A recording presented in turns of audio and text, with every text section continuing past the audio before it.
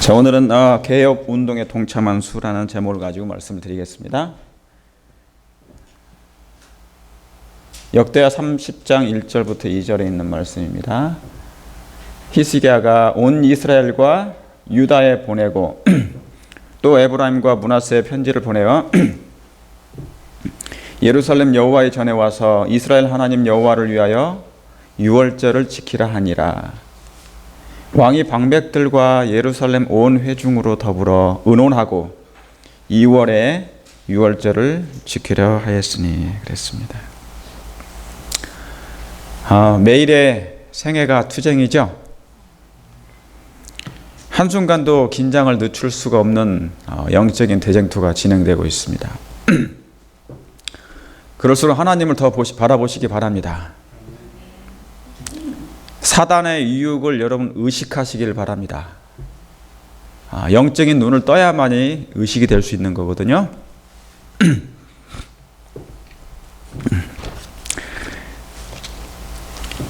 여러분 모세 오경과 욥기서, 자, 모세 오경은 당연히 모세가 기록했죠. 욥기서는 누가 기록했습니까? 동일하게 모세가 기록했습니다. 미디안 광야에서 모세는 1525년경에 BC 그가 태어났고요. 그리고 1484년경에 미디안 광야에서 창세기와 욥기서를 기록했을 것입니다. 그리고 넘어가서 이제 여호수아로 넘어갑니다. 그렇죠. 여호수아는 이 가나안 땅에, 육적인 가나안 땅에 들어간 거죠. 여호수아가, 그렇죠. 여호수아가 들어갔습니다. 모세가 원래는 들어가고 싶었는데 못 들어갔잖아요. 그죠? 진짜 여호수아 이름이 뭡니까? 예수화라는 그 예수의 이름이 들어있어요. 그래서 가나안 땅은 정말 가나안 땅에는 누가 들어가야 됩니까? 예수님의 이름을 가진 분이 들어가야 돼요. 그래서 모세도 예수님을 표상하지만 여호수아도 예수님을 표상하는 거예요. 그래서 모세는 가나안 땅에 들어가지 못하고 죽어요. 3일 만에 뭐 하게 됩니까? 부활하게 됩니다. 예수님도 며칠 만에 부활했어요? 3일 만에 부활했습니다. 그것을 가지고 사단이 뭐 했어요?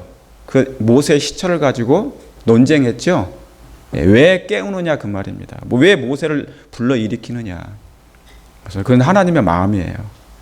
그래서 그것은 예수님의 표상대로 모세를 일으킵니다. 그래서 진짜 모세가 이제 어디를 들어가는 거냐면 여호수아를 그 가나안 땅에 들어가게 됩니다. 그래서 가나안 땅에 들어가서 이제 뭐를 합니까? 각 지파들이 땅을 뭐 하는 거예요? 정복하는 사업을 해요. 분배를 했지만은 각 지파들이 나누어진 그 땅을 뭐예요? 분배받은 땅을 이제 뭐 해야 됩니까? 정복을 해야 돼요. 그래서 정복하는 얘기가 여호수아입니다. 그래서 지금은 저와 여러분이 뭡니까? 아직 몸은 여기 있기 때문에 정신적인 안식에 들어가 있어요. 다시 말하면 정신적인 가나안 땅에 들어가 있단 말입니다. 육적인 옛날 이스라엘 백성의 육적인 가나안 땅에 들어간 것처럼 우리는 정신적인 가나안 땅에 들어가 있어요. 그렇죠? 그래서 이제 뭐를 해야 되는 거예요? 땅을 빨리 뭐 하는 겁니까? 정복하는 거예요. 정복하는. 땅을 분배받는다 그 말은 뭐냐면 정복도 하면서 하늘의 영적인 땅을 우리가 뭐예요? 진짜 땅을 분배받아야 돼요. 그게 그 기별입니다. 아시겠죠? 그래서 여호수아는 그렇게 해서 이제 믿음으로 거기에 뭐 디테일한 여러 가지 정말 놀라운 기별들이 많이 있습니다. 이 영적인 기별뿐만 아니라 우리의 살이 되고 피가 되는, 그래서 우리의 믿음이 성장할 수 있는 기별들이 너무너무 많이 담겨 있습니다. 성경의 절절절들이. 그 다음에 이제 사사기로 넘어갑니다. 그리고 그 여호수아 사사기를 제외하고 뭡니까? 드디어 역대기서로 들어갑니다. 그게 뭐예요? 사무엘상 하, 그 다음에 뭡니까? 열왕기 상하로 나눠져 있고, 그 다음 뭐예요? 역대상, 역대하로 이렇게 나눠져 있습니다. 그래서 여러분, 이 사무엘상부터 이 다윗부터 시작하여서 이스라엘 백성, 다시 유대가 멸망하기까지 모든 그 역대기에서 나온 내용이 이제 어디로 넘어가냐면 대선지서, 소선지서, 그래서 말라기서까지 내려가는 거예요. 그러니까 여러분, 이 역대기서에 굉장히 역대기서는 뭐냐면 성경의 노른자입니다. 구약에 있어서. 성경의 가장 본론이면서 핵심 기별이 여기에 나와 있어요. 그래서 이것이 하나의 뭐냐면 뼈대나 마찬가지예요. 선지서들을 이해할 수 있는 것, 구약이 거기서 끝나는 거거든요. 그러니까 역대기서가 없으면 뭡니까? 선지서가 무슨 얘기인지를 모릅니다. 다 연결되는 말씀이에요. 이해하시겠습니까? 이사야서도 마찬가지고 다니엘서도 마시고 대선지서, 다니엘서, 이사야, 예레미야, 에스겔 전부 다 대선지서들, 큰 선지자들입니다. 그리고 이제 소선지서들은 거기에 작게 그런 이 시대마다 하나님께서 그 기별자를, 그 선지자들을 위기 때마다 하나님께서 불러내시는 것입니다.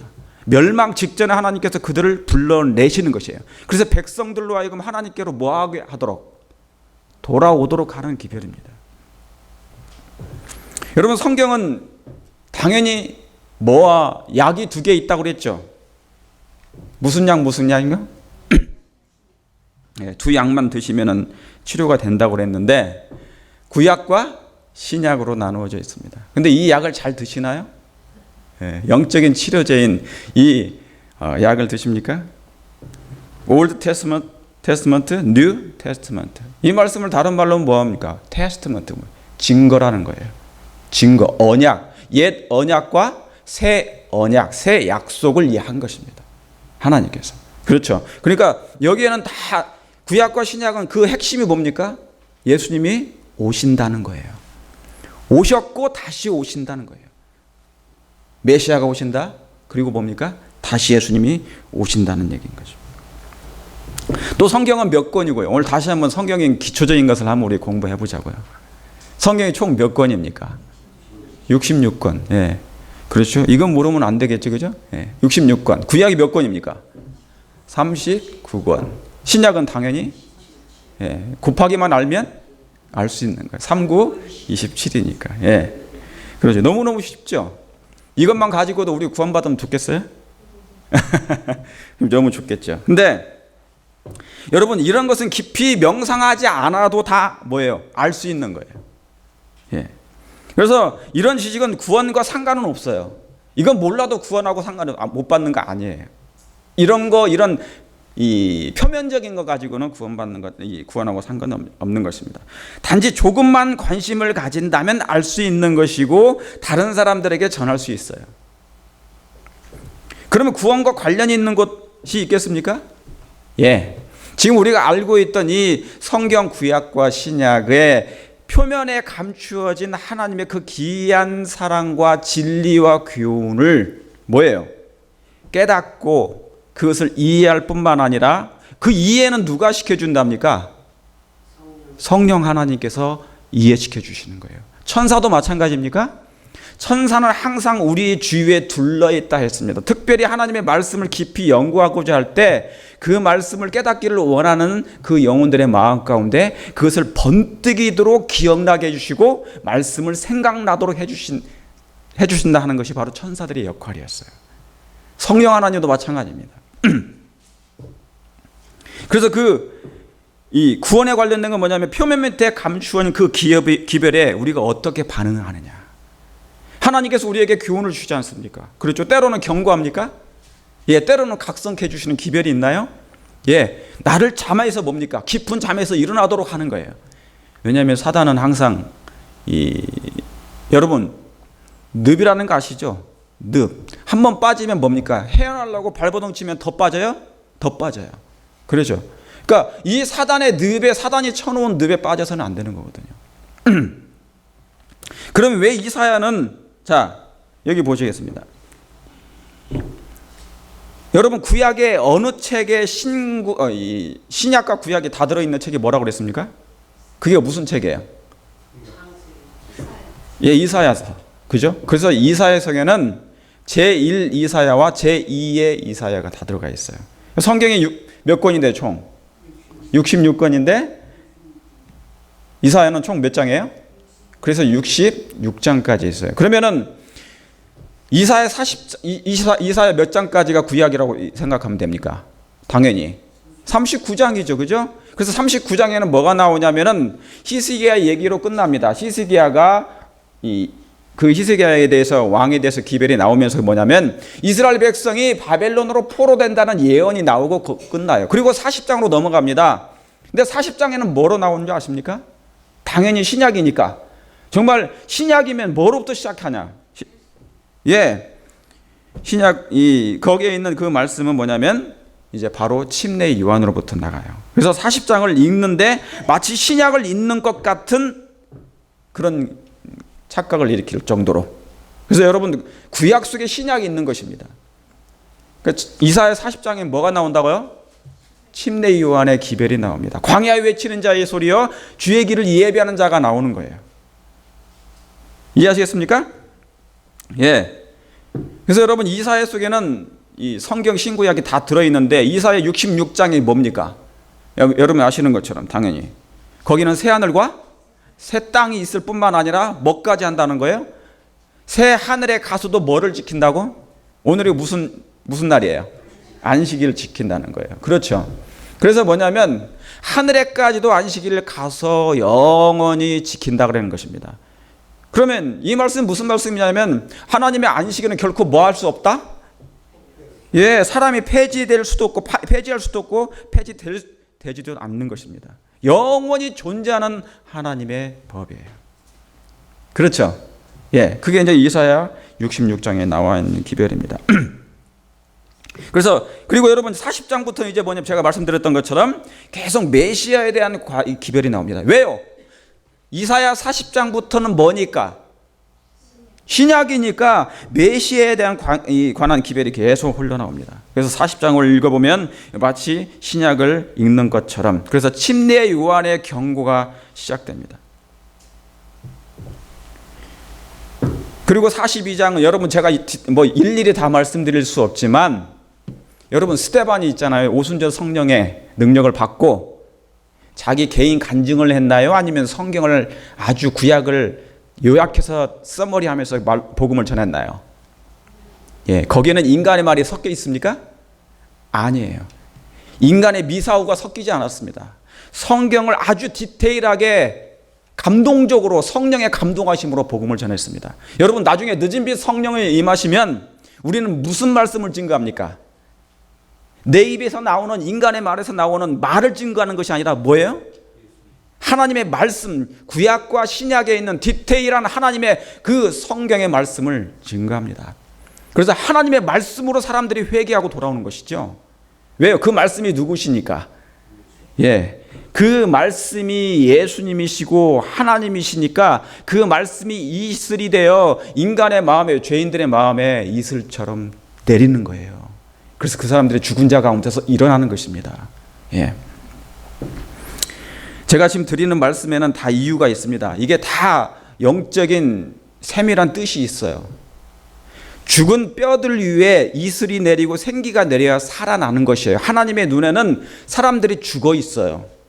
사망 가운데 있단 말입니다. 뼈들의 골짜기라고 그래요. 뼈들의 골짜기. 거기에 뭐예요? 하나님의 생기가 불어넣어져야 되고 하나님의 이슬이 내릴 때 뭐예요? 사람들이 살게 돼요. 자, 그래서 이 42장은 뭡니까? 성령의 인침을 받는 예수님의 장면이 나옵니다. 성령의 인침을 받아요. 예수님도 신약의 성령의 인침을 받으셨습니까? 받으셨습니다. 그럼 45장에 제가 다 할 수는 없지만 45장은 뭡니까? 고레스 왕 아시죠? 팔레스타인의 왕, 페르시아 왕의 고레스의 등장으로 메시아를 이제 등장합니다. 메시아에 대해서 얘기하는 것이에요. 그래서 이 고레스가 뭐를 정복했죠? 어느 나라를 정복한 것입니까? 메데아 바사, 금신상 중에 금머리에다가 그 다음에 뭡니까? 메데아 바사가 있죠. 이 은의 나라였는데 뭐예요? 그 금나라를 멸망시킬 수 있는 유일한 방법이 뭐예요? 금나라가 어디에 있었는 건데요? 티그리스 강과 유프라데스 강, 바벨론 지금의 이라크 쪽에 있는 그 강이었습니다. 거기에서 그 나라가 생성이 됐어요. 바벨론 전에 있던 나라가 아수르 왕이고요. 아수르 시대고요. 그것을 대를 이은 나라가 뭡니까? 바벨론 나라예요. 그런데 이 바벨론을 정복한 왕이 누구라고요? 고레스 왕이었어요. 어떻게 해서 그 나라를 정복한 것입니까? 유브라데 강을 그 강을 말려버렸어요. 그 강이 마름에 누가 온 것입니까? 그 나라가 멸망됐어요. 바벨론이 멸망된 것입니다. 그 말은 뭐냐면 계시록 16장에 동방에서 오는 동방에서 와는 왕이 오는데 그 강물이 유브라다의 강이 마름으로라는 말씀이 기록되어 있어요. 여러분 기억나십니까?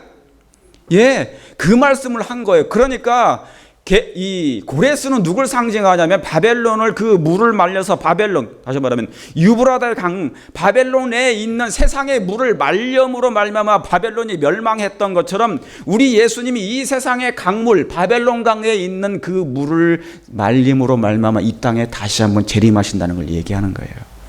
그러니까 사단이 아무리 자기가 바라간다 할지라도 자기의 뜻대로 되지 않습니다. 하나님의 말씀대로 이루어집니까? 하나님의 말씀대로 이루어집니다. 50장부터는 이사야 50장부터는 학자의 혀를 가지신 예수님에 대한 기별이 나옵니다. 학자의 혀를 가졌어요. 그래서 나중에 늦은비 성령을 받거나 복음을 증가하는 여러분들이 늦은비 성령을 받고 하나님의 유쾌하게 되는 날이 오는 새롭게 함을 받을 때 그때 여러분의 입술에도 뭐가 있습니까? 학자의 혀가 받게 됩니다. 이 학자의 혀는 이 땅에서 있는 모든 학술로도 뭐예요? 아무것도 아닌 거예요. 오직 하늘로부터 내려오는 그 학자의 혀를 받고 복음을 증거하게 될 것입니다. 그래서 예수님의 입에는 그 학자의 혀의 그 놀라운 기별이 쏟아져 나왔습니다. 51장은 뭡니까? 간단히 제가 말씀드리면 51장은 드디어 의에 대해서 나오기 시작합니다. 그래서 여기 51장 여기 성경에 낸 것이죠. 자, 51장 7절에 이 말씀이 있습니다. 의를 아는 백성들아, 의를 아는 자들아, 마음에 내 뭐가 있다고요? 마음에 내 율법이 있는 백성들아, 너희는 나를 듣고 사람의 회방을 두려워하지 말라. 사람의 뭐를요? 비방에 놀라지 말라 그랬어요. 여기 뭐를 아는 백성이라고 그랬어요? 아는 자들아? 의를 아는 자들아. 여러분, 요한복음 17장 3절에 영생은 하나님과 그의 보내신 자 누구를 아는 거예요? 예수님을 아는 거예요. 그러니까 아는 것은 누구를 알 때, 영생을 하나님을 알게 될 때 어떤 걸 아는 겁니까? 사랑을 아는 거예요. 그분의 마음을 아는 거예요. 하나님의 마음이 이 말씀에 담겨 있기 때문에 그분의 말씀을, 그분의 마음을, 품성을 아는 것이 뭐예요? 우리의 구원이 될 줄로 믿습니다. 정말 그렇습니까? 예, 여러분, 이것이 아는 거에 따라서 우리의 신앙이 달라집니까? 그분을 알아가면 알수록 죄는 멀어지고, 그렇죠? 예. 그러나 그분을 덜 알면 알수록 죄와는 가까워지는 것이에요. 의를 아는 백성들, 그래서 의라는 건 뭐냐면 하나님의 품성이에요. 사랑이에요. 마음에 뭐가 있는 거예요? 마음에 율법이 있는 자들 그랬어요. 여러분, 의는 율법과 뗄 수 없는 관계입니다. 그래서 마음에 율법이 있다는 것은 타락하기 전에 아담의 상태를 얘기했어요. 여러분, 우리가 구원받는 것은 지금 이 땅에서 옛날 구약 당시에 모세가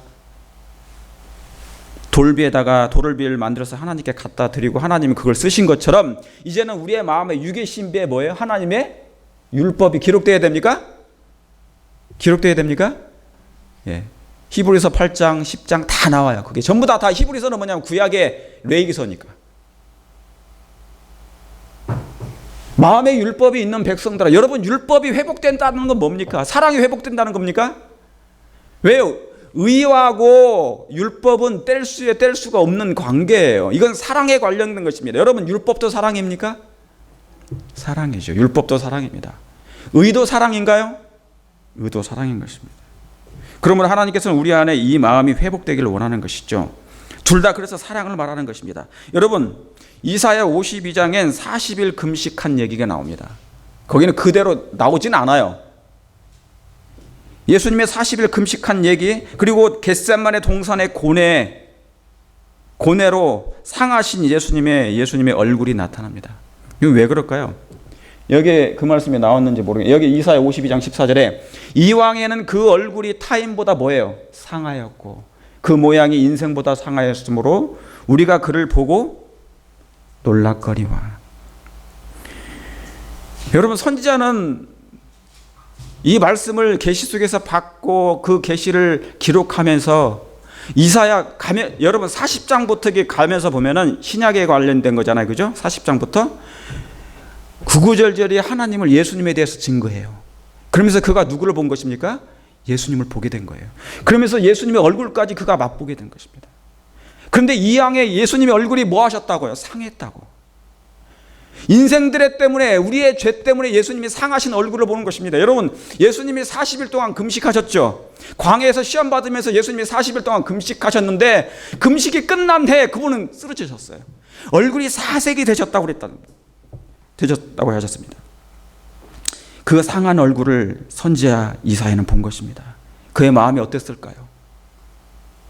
여러분, 성경을 보실 때 여러분이 그냥 읽으신가요? 아니면 거기서 나타나신 예수님의 그 놀라운 사랑을 보십니까?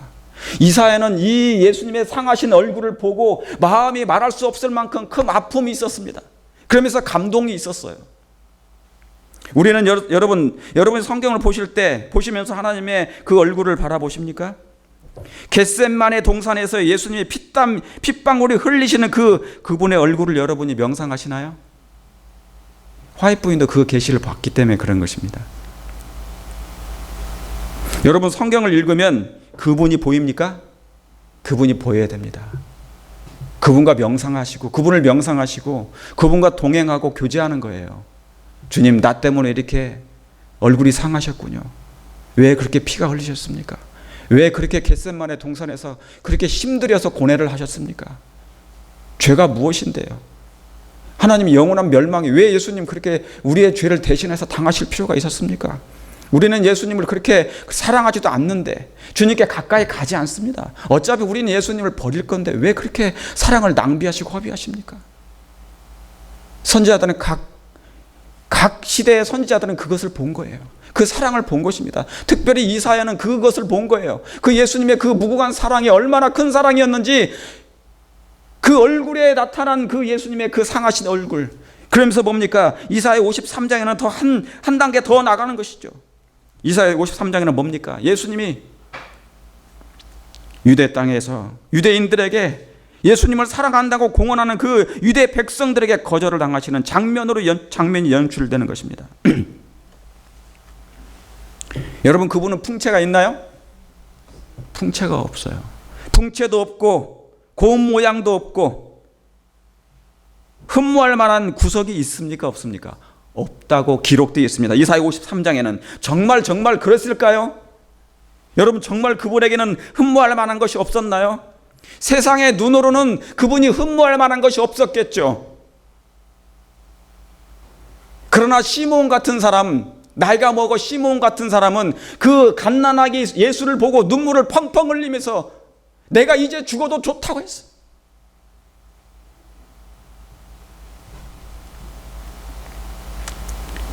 이사야는 십자가를 미리 보았습니다. 예수님은 4,000년 동안 타락한 인류의 형질을 가지고 이 땅에 오셨어요. 그러니까 내 죄로 상하신 그분의 마음은, 그들의 마음은, 선지자들의 마음은, 우리의 마음은 어땠습니까? 어떤 것 같습니까? 정말 그분은 사랑스러운 존재죠. 우리가 영적인 눈으로 주님께 가까이 가게 되고 내 마음의 죄성을 보게 될 때 이사야 53장에 그런 멸시를 받아 사람들에게 실어버림을 당하였고 우리도 그를 귀히 여기지 아니하였고 그분의 모습이 정말 사랑의 모습이 없었나요? 내가 영적이지 않기 때문에 육적인 사람이기 때문에 그분의 모습이 그렇게 보였을 뿐이에요. 다시 말하면 유대인의 상태를 본 것이고 이 인류를 전체를 품성을 대변한 것입니다. 이사야 53장은. 그러나 예수님은 정말 그렇지 않았어요. 정말 사랑스러운 존재였습니다. 그분의 음성은 청아했고 청아한 음성이 많았고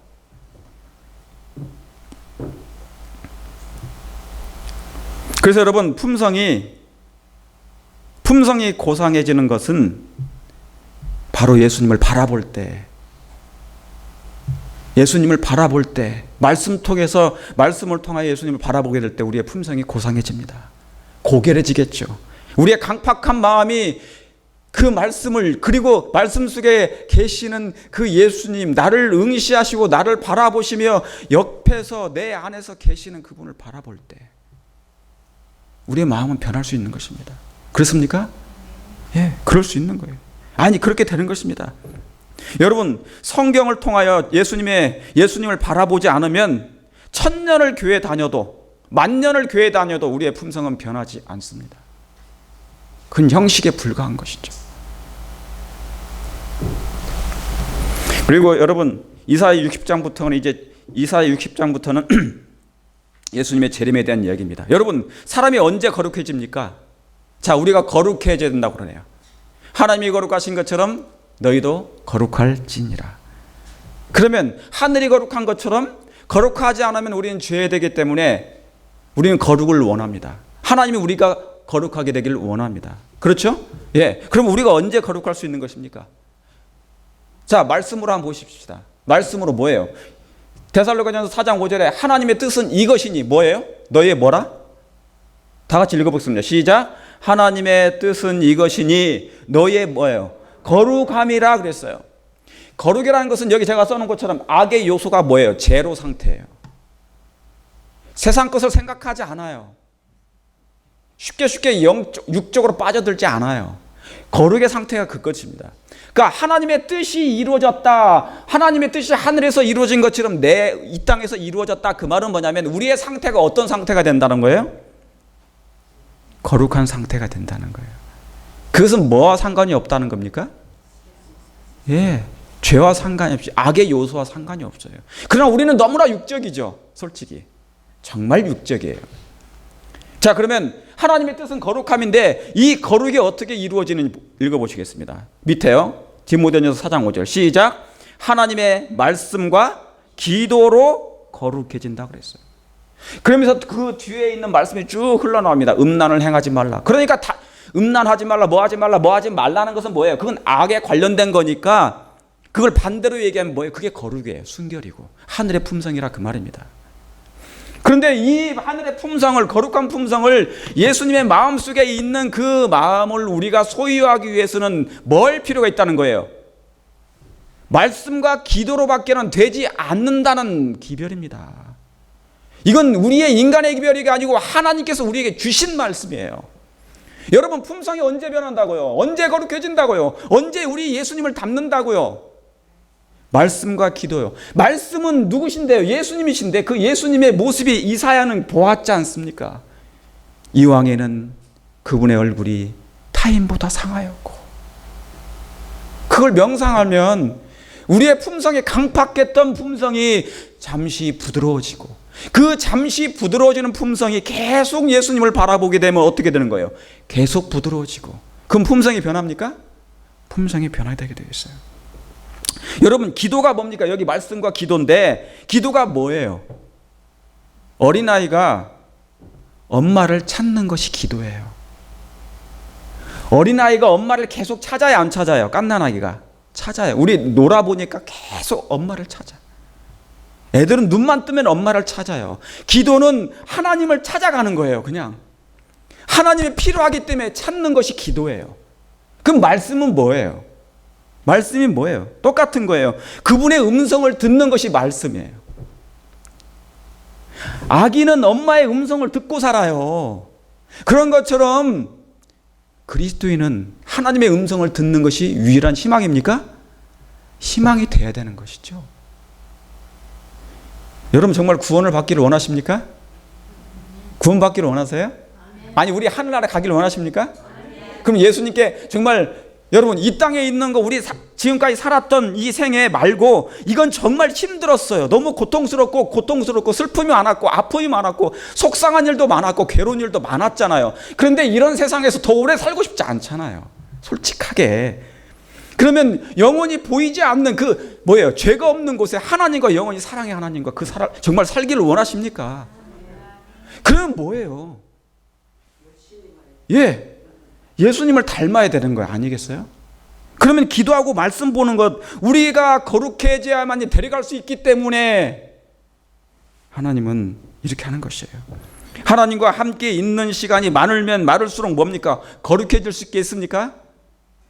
거룩해지죠. 하나님과 함께 있으면 있을수록, 그 시간이 많아지면 많아질수록 예수님처럼 닮아가겠죠. 여러분, 나쁜 친구를 사귀면 어떻게 돼요? 나쁜 애처럼 변하죠. 나쁜 말도 하고 욕도 하고 그렇게 돼요. 그렇죠. 그렇게 되어 있습니다. 여러분, 돈만 생각하면 먼독이 올라요? 오늘 교과서에 우리 돈 얘기 나왔지만 돈독이 오른단 말이에요. 제가 우리 아이들한테 그랬어요. 돈을 쫓지 말라고. 돈의 노예가 되지 말라고. 돈이 우리는 괴롭히지만 돈의 노예는 되지 말라고 그랬어요. 오히려 돈이 우리를 쫓아오도록 만들으라고 그랬어요. 여러분, 이게 뭐냐면 사단 있잖아요. 여러분, 이 세상의 신은 누굽니까? 이 세상의 신은 누구예요? 사단인데 보이는 신이 있어요. 그게 돈이에요. 그건 제가 말씀드린 게 아니에요. 화이시 얘기했습니다. 이 세상의 신은 돈이에요. 근데 사람이 돈을 쫓아나요. 그게 결국 뭡니까? 뭐에 경배하는 겁니까? 돈에 경배하는 거예요. 돈이 오도록 해야 되는 것이죠. 필요한 만큼. 여기 이런 말씀이 있습니다. 셋째 천사의 기별을 믿는다고 믿는다고 말하면서도 진리를 따라 뭐하지 않았기에 거룩하지 않았기에 폭풍우가 닥치면, 자, 이 폭풍우가 닥치면은 미래의 일입니다. 앞으로 다가올 일이에요. 마치 믿음이 없으면 이 폭풍우가 앞으로 다가오지 않을 거라고 생각할 수 있지만 분명히 예언대로 됩니다. 자, 폭풍우가 닥치면 신앙을 저버리고 반대편에 설 사람들이 참으로 많다. 화이트는 왜 이 말씀을 기록했을까?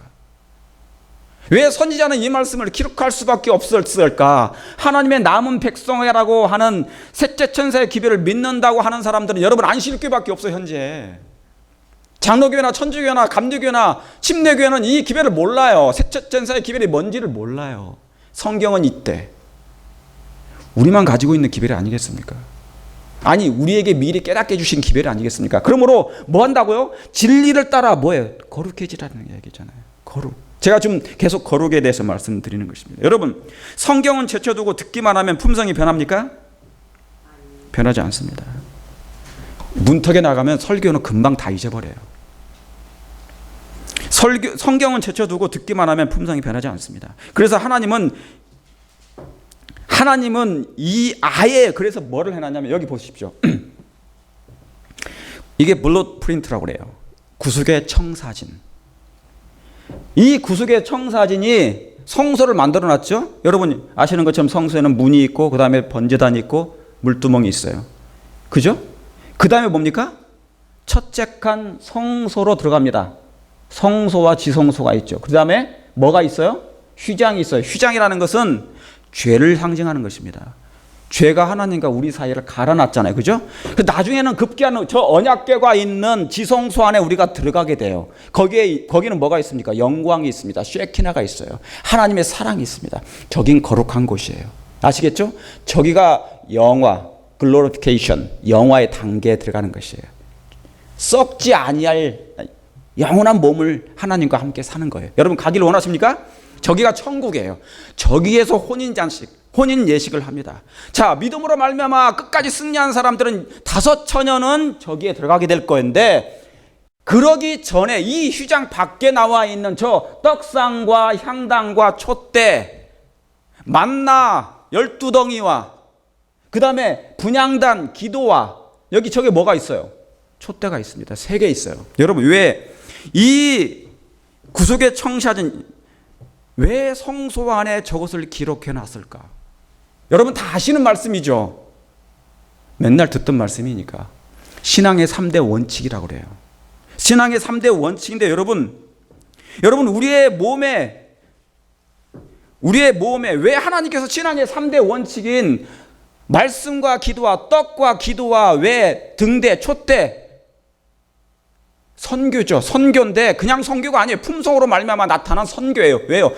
등대가 빛을 비추는 거니까. 그러니까 뭡니까? 신앙의 3대 원칙이 뭐예요? 기도와 말씀과 또 뭐예요? 전도예요. 그런데 가장 가까이, 지성소와 가장 가까이 있는 게 뭡니까? 분향단이에요. 여러분 기도 없이는 안 돼요. 마지막 백성들은 기도해야 됩니까? 기도할 때 회개하게 되어 있습니까? 그런데 그 하나님의 사랑을 번제단에서 맛본 사람들이 그거 하게 돼 있어요. 그런데 여기서 가장 중요한 게 뭡니까? 하나님의 백성들이 영화의 단계, 저 언약궤 지성소에 들어가기 위해서는, 하나님을 만나기 위해서는 뭡니까? 필연적으로 이 세 가지를 해야 된다는 거예요. 말씀과 기도 없이, 그리고 빛을 증가하는 것이 없이 어떻게 성화될 수 있느냐, 그 얘기하는 겁니다. 여러분, 우리의 몸을, 우리의 체온을 따뜻하게 하기 위해서는 뭐가 필요합니까? 뭐를 입어야 돼요? 옷을 입어야 되는 것처럼, 마찬가지로 죄인이 성화되는 유일한 방법은 내 안에 이 세 가지를 매일 끊임없이 해야 되는 것입니다. 여러분, 이거 중요합니까? 너무 쉬운데 중요합니까? 왜요? 너무 쉬운데 안 하고 사는 일들이 너무 허다하니까. 여러분, 이거 없이는 성화되지 않습니다. 이거 없이는 품성 변하지 않아요. 말씀과 기도와 선교 없이는 품성 절대로 변하지 않습니다. 결과적으로 구원받지 못해요. 그래서 하나님께서 이 성소 안에 이 세 가지 정도는 가장 중요한 거예요. 기둥처럼 박아놓은 거예요. 말씀 없이, 만나 없이, 이스라엘 백성들, 만나를 우습게 여겼던 이스라엘 백성들이 광야에서 그들은 하나도 못 들어갔습니다. 가나안 땅에. 말씀 무시하면 안 돼요. 떡을 무시하면 안 돼요. 이 하나님의 말씀을 무시하면 절대로 가나안 땅에 못 들어가요. 그렇게 돼 있습니다. 저게 가나안 땅인. 이 구속의 청사진이 그런 것입니다. 근데 요즘 말씀을 듣는 것으로 만족하는 시대가 됐습니다. 그런 사람들이 많아지고 있습니다. 왜요? 요즘에 저도 방송을 하고 있지만 방송도 요즘에 방송 시대가 도래했습니다. 그 설교를 여기 보시면 설교 뷔페 식당이 도래했어요.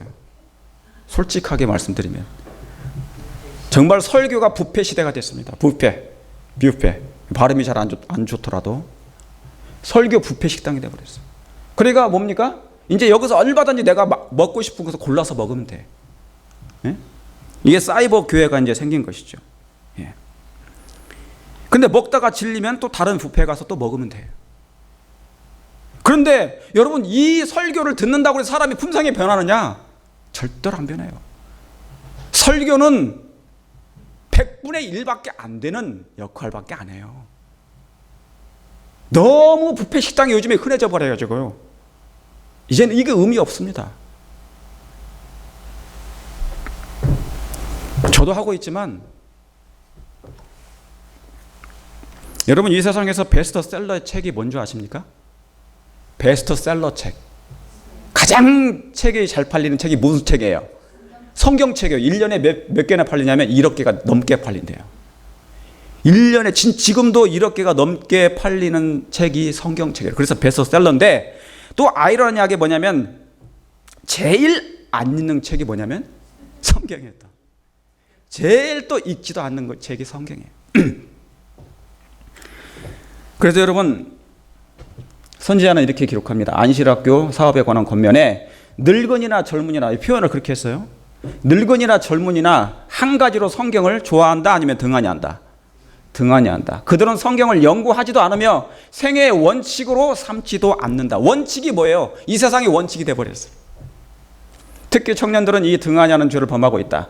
그들의 대부분은 다른 책들을 읽는 시간을 내면서도 영원한 생명에 이르는 길을 제시해주는 책은 날마다 연구하지 않는다. 헛된 이야기 책들은 열심히 읽으면서 성경은 등한히 한다. 저는 세상 책을 잘 많이 안 읽습니다. 하나님 믿은 이유로. 여기 우리 교회에 들어와서, 안실교회에 들어와서 보니까 참 책이 많아요. 그런데 이 선지자의 책이, 대은혜의 책이 이렇게 좋은 줄 몰랐어요. 저는 그래서 다른 일반 기독교 서점에서 만든 그런 책들을 읽으라고 읽잖아요. 그죠? 목사들이 많이 읽는데 저는 읽지 않습니다. 아니, 읽을 시간이 없어요. 예내신만 해도 읽을 시간이 없어요. 이 말씀만 해도 너무나 어려운 게 많고 깨닫는 것이 많고 담겨져 있는 우물의 샘이 많고요. 끊임없이 샘처럼 흘러나와요. 이 말씀. 제가 바보가 돼도 괜찮아요. 이상한 사람이라도, 이상한 목사라도 그런 비난을 받아도 상관없어요. 그러나 사실이에요. 이런 기별이 없어요. 우리는 성경을 연구하는 것도 다 깨닫지 못하는 것도 너무너무 많은데,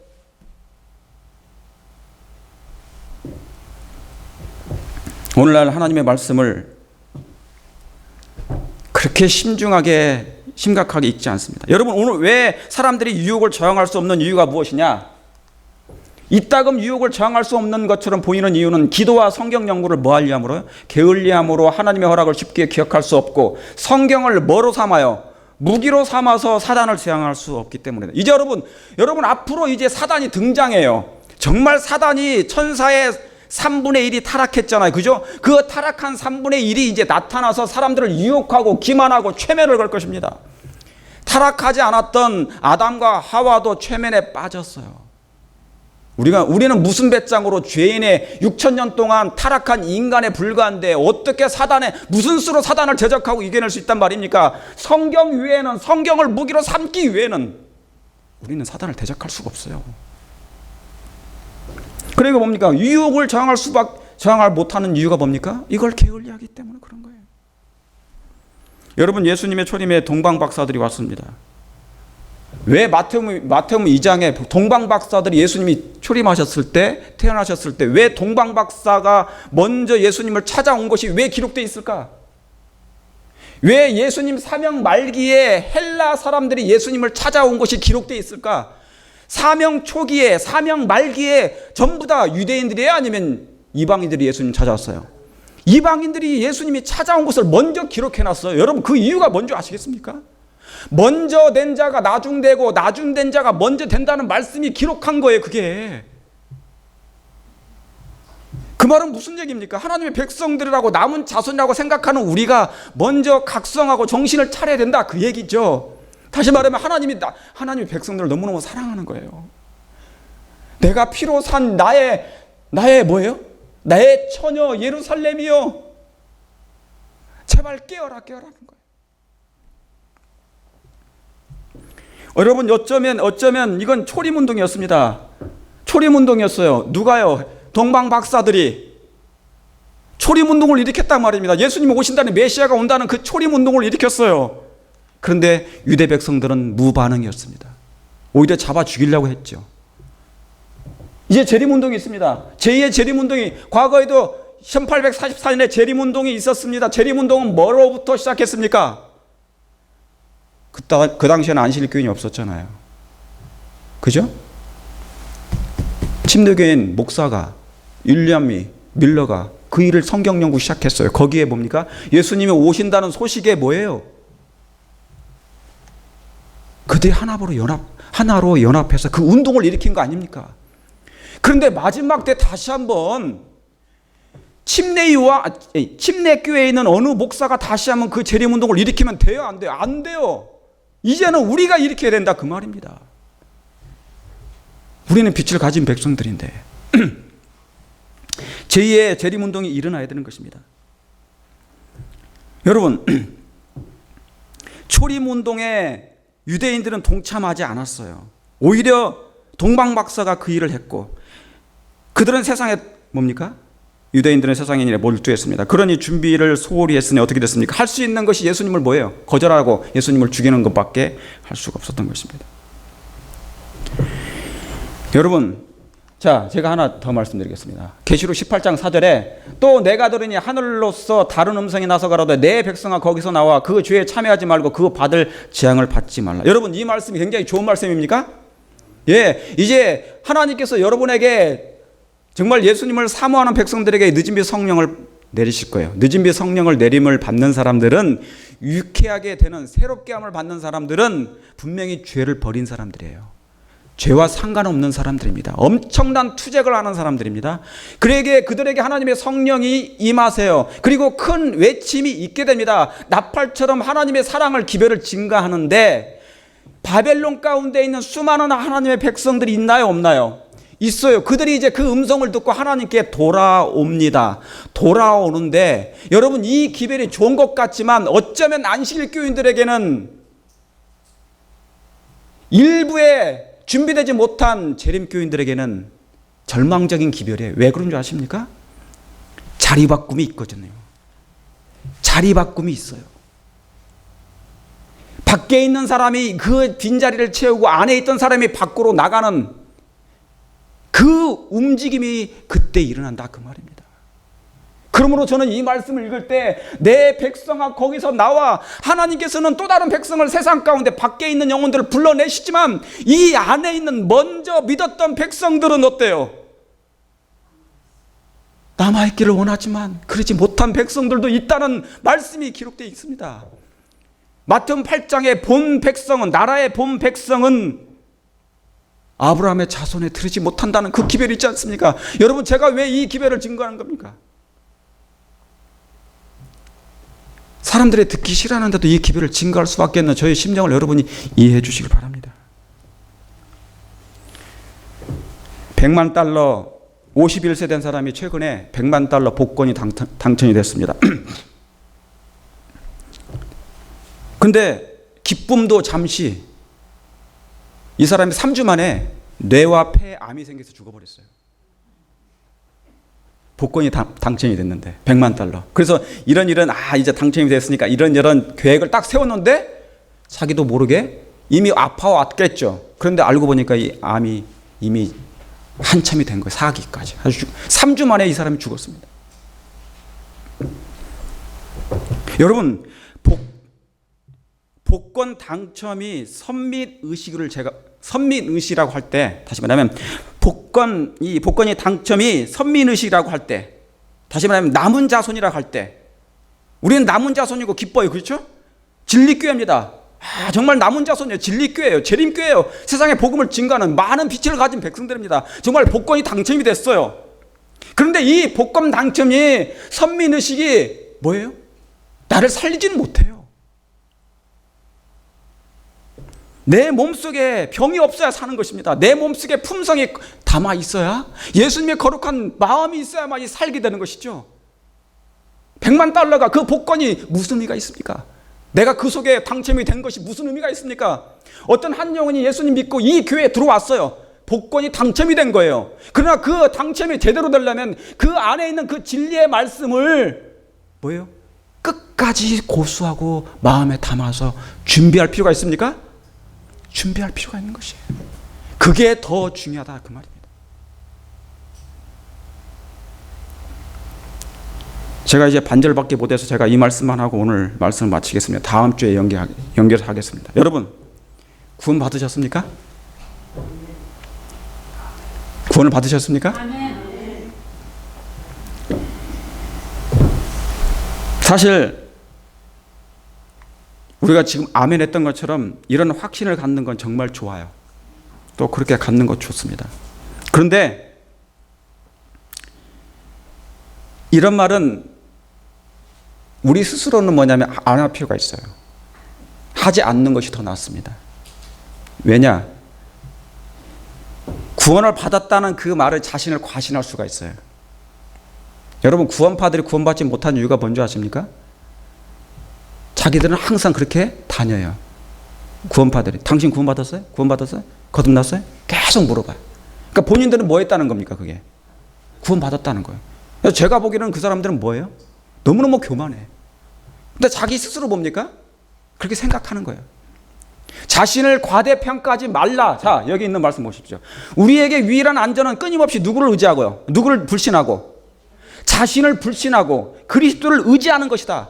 그런데 이 일을 하지 못할 가능성이 더 많기 때문에 화이트는 분명히, 선지자는 뭐라고 했습니까? 구원받았다고 얘기하지 말라고 그랬어요. 우리의 몸이 여기 있는 한, 그리고 예수님께서 우리에게 뭡니까? 구원을 정말 누구처럼, 우평 강도에게 말했던 것처럼 내게 네가 나와 함께 영원히 그곳에 있으리라는 그것을 선언해 주시기 전까지는 우리는 뭐예요? 항상 누구만을 의지해야 된다고요? 하나님만 의지한다고요. 여러분이 아멘 하는 거 좋습니다. 아, 구원 받으셨습니까? 당연히 아멘 하죠. 당연한 말씀이에요. 그러나 항상 뭐예요? 잘못하면 우리 자신을 의지하고 내 자신을 과대평가할 수가 있기 때문에 하나님께서 끊임없이 자신을 뭐 하라는 겁니까? 불신하고 그리스도를 의지하는 것이다. 자, 여기 보세요. 읽어보시겠습니다. 시작. 자기를 과대평가하고 자기의 만족에 빠져 힘의 근원이신 하나님과 마침내 분리되는 것이야말로 인간에게 가장 뭐예요? 위험한 일이다. 정말 그래요. 저는 그 말씀을 100번, 1000번 공감합니다. 이 말씀을. 내가 구원받았나? 사실은 근데 구원받았습니까? 했을 때 사실은 뭐예요? 우리도 주춤합니다. 저도 주춤해요. 왜요? 아직도 우리는 매일 죄를 범하고 있고 죄와 상관은 있고 세상을 사랑하는 마음이 있는데 구원받았다고요? No. 여러분, 예수님이 오시기 전까지 내가 하늘에 가기까지는 구원이 완성된 게 아니에요. 그걸 얘기하는 거죠. 예. 그렇죠. 예. 여러분, 이 말씀 무슨 말씀 아시겠죠? 예. 이 말씀을, 그러니까 누구만을 끊임없이 의지하라? 예, 예수님을 의지하라. 이 구원이 누구께로부터 오는 것인데? 예수님께로부터 오는 것인데, 내가 구원받았습니다고 외친다고 해서, 공언한다고 해서, 외친다고 해서 뭡니까? 그 자체가 나를 구원 주는 게 아니란 얘기죠. 그러므로 우리는 항상 겸손함으로, 겸비함으로 죄인으로서 그리스도를 의지할 필요가 있는 것입니다. 여러분, 예수님을 의지할 마음이 있으십니까? 예. 우리 자신의 위험에 빠지지 않고 위험이 없는 예수님을 의지함으로 승리하는 저와 여러분 되시기를 바라면서 오늘 말씀을 줄이겠습니다.